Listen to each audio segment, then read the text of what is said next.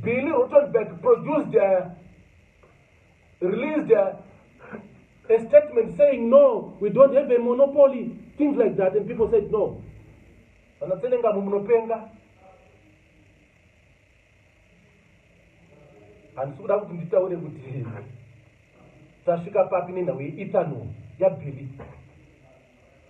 And you ask yourself, Putin, why mandatory blending? When in the first place we were told that is blending so that it's cheaper. But looking at what Zera told us, released to the public, the ethanol charge pushed the petrol price to where it is. 150% rise in terms of fuel price. And you ask yourself, how did the Billy got that tender? Why are we being forced to do this?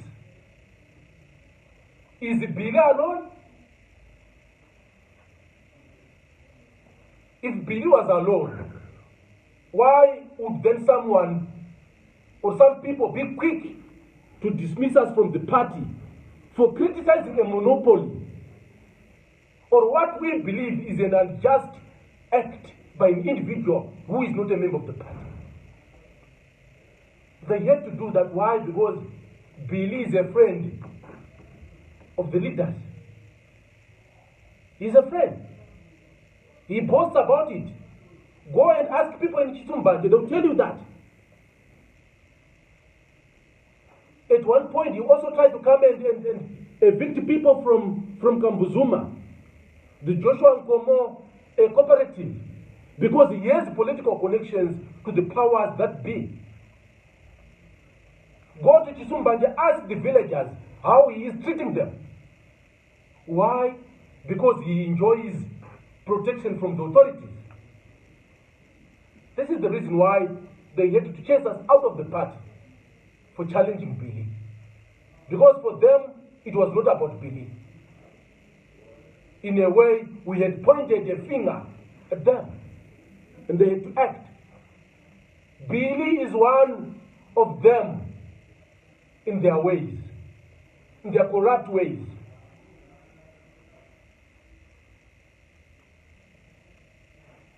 They had to act after we said something about him because he is the sponsor of the party. He pays salaries for those in the party. The party has got no viable companies. They long collapsed. He bought those cars in the party. He provides fuel in the party.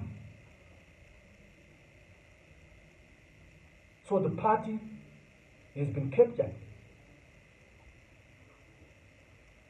No one can say anything and then expect kindness from the leadership.